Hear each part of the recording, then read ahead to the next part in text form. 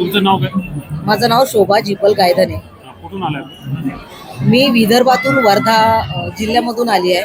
माझं गाव समुद्रपूर तालुक्यामध्ये खैरगाव आहे. काय वैशिष्ट्य या हळदीचं? ह्या हळदीचं वैशिष्ट्य हे आहे की हे म्हणजे वायगाव जात आहे, याचं वाण आहे वायगाव. म्हणजे म्हणजे नाही कळलं. ही वायगाव जात आहे. जसं शेलम जात असते, प्रगती जात असते, तशी हे वायगाव आहे. तिला म्हणजे जे कर्कुमेन आहे ते हाय पर्सन आहे. आणि काय कसं बनवलं जातं? काय वैशिष्ट्य आहे त्याचं? हे सेंद्रिय पद्धतीनं बनवल्या जाते. म्हणजे कशी बनवता तुम्ही? म्हणजे ते नाही का ते जीवामृत, गोकृपामृत, घन कृपामृत या पद्धतीनं शेतामध्ये टाकून ते बनवल्या जाते.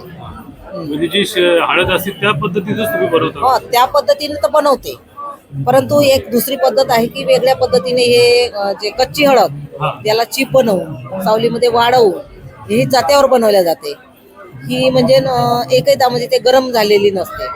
आणि ही जे उकडलेली हळद आहे ही बॉईल करून उकडून त्याला उन्हामध्ये वाळवून त्याला मशीन बनवल्या जाते. ते एक वेगळी पद्धत आहे. याच्यामुळे काही आयुर्वेदिक आजार म्हणजे आजार पण हो, आजार तो बरे खूपच सारे बरे होते. कारण गुडघे दुखण्यापासून, चांगली झोप येण्यापासून, म्हणजे कॅन्सर सारखा आजार पण बरा होता. हो, म्हणजे सकाळी सकाळी दुधामध्ये घ्यायचा. साध्या पाण्यात घेतलं तरी गरम कोमट पाण्यात घेतलं. सकाळी पाण्यामध्ये घ्यायचं आणि रात्री झोपताना दुधामध्ये घ्यायचं. म्हणजे ही जी हळद आहे ही म्हणजे अनेक आजाराला टक्कर करणारी हळद आहे. म्हणजे हाय कर्कुमेन आहे. काय तुमचा आता तुम्ही व्यवसाय चालू केले का काय? हो, तसं म्हणता येईल. कारखाना वगैरे? कारण की व्यवसाय याच्यासाठी सुरू केला का लोक काय करतात, विकून टाकतात आणि मोकळे होतात. त्याच्यातून जो पैसा जाते तो मध्ये मधातल्या लोकांना जाते, आहे का नाही? आणि शेतकरी असा ओरिजिनल माल समोर भेटत नाही. आता आपण शेतकरी आहो ना, ओरिजिनल माल लोकांना दिला तर आपला पण फायदा होईल आणि त्याचा पण फायदा होईल. एखाद्या शेतकऱ्याने जर पिकवायचं केलं काय खर्च साधारण इतर म्हणजे पिकापेक्षा? बाकी पिकापेक्षा एवढं चांगलं होते की त्याला जनावर कोणी खात नाही, डुकर उगतत नाही किंवा हरण, चित्र, सांबर हे त्याला खात नाही. पण त्याला निंदाचा खर्च, लावण्याचा खर्च, बेन विकत घेण्याचा खर्च हा भरपूर येते. बरं, आता 3 दिवस अजून आहे.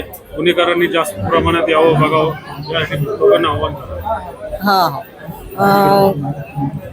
मला हे म्हणायचं आहे की ही जी हळद आहे ही अनेक आजारावर चालणारी हळद आहे. तर हे जे इथं आल्यानंतर तर बरेच आपले कस्टमर झालेले आहे.